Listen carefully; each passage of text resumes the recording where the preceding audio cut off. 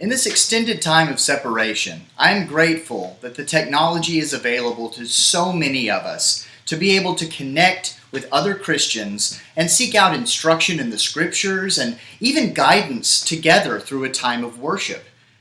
But I've also become very aware of the limits of what technology can do in order to direct my focus in times of worship and devotion.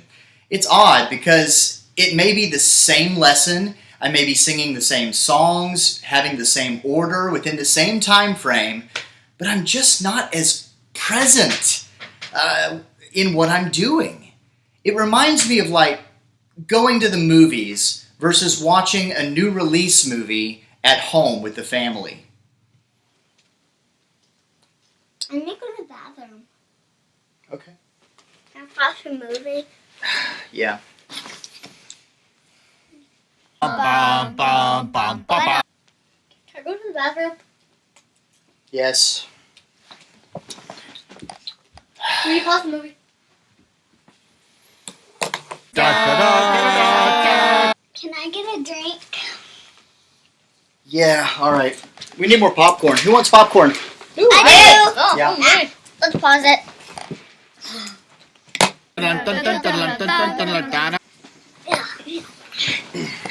What's the popcorn? Yeah. Does anybody else need to go to the bathroom?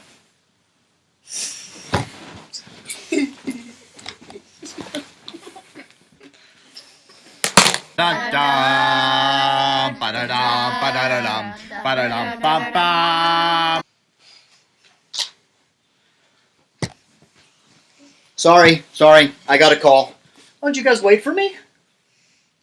Nice.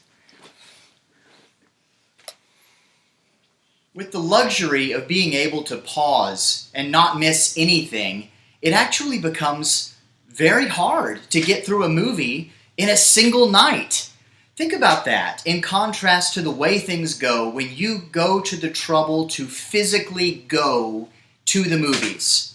So you go to a lot of trouble to plan around that showtime. You go to the restroom before. If you've really been wanting to see the movie, you do not want to have to leave to go to the restroom. I've got to hold it for 2.5 hours. You go to the snack bar beforehand. You get the food that you know you're going to eat. If there's distractions in the theater, it's very annoying. You turn off your phone and all sorts of distractions from out of your attention. Well, even when I'm sitting and watching a movie at home, and I'm able to sit through the whole thing in one sitting in a darkened room, I'm not nearly as focused. I'm not listening like I am when I'm in the theater. And I wonder, why is that? Maybe it's because I know I've got that immediate playback.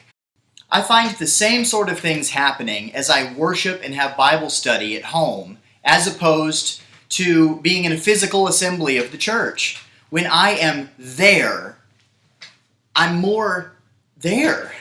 My mind is more engaged than it is when I'm doing the exact same thing here. Even preaching is affected by this kind of thing. Ask any preacher you know about making these videos versus standing in front of a group of people. I can stand up and make an invitation every Wednesday night, and it's relatively easy.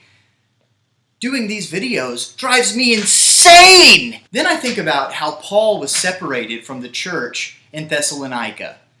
And he said, not in spirit, but in physical presence. But how he longed for that level of connection that he could not get without being there with them. In 1 Thessalonians chapter 2, verse 17, he writes, "But we, brethren, having been taken away from you for a short while, in person, not in spirit, we're all the more eager, with great desire, to see your face. For we wanted to come to you, I, Paul, more than once, and yet Satan hindered us. For who is our hope, or joy, or crown of exultation? Is it not even you, in the presence of our Lord Jesus at his coming? For you are our glory and joy." Chapter 3, verse 9. "For what thanks can we render to God for you in return for all the joy with which we rejoice before our God on your account, as we night and day keep praying most earnestly that we may see your face and may complete what is lacking in your faith. There's something about that connection and the presence that Paul wanted to have that would complete their faith better than just reading this remote epistle from him in their separation. What does he want to do? What is enhanced by being together? Look at verse 11 of chapter 3. Now may our God and Father himself and Jesus our Lord direct our way to you. And may the Lord cause you to increase and abound in love for one another and for all people, just as we also do for you, so that he may establish your hearts without blame in holiness before our God and Father at the coming of our Lord Jesus with all his saints. That's his desire for them.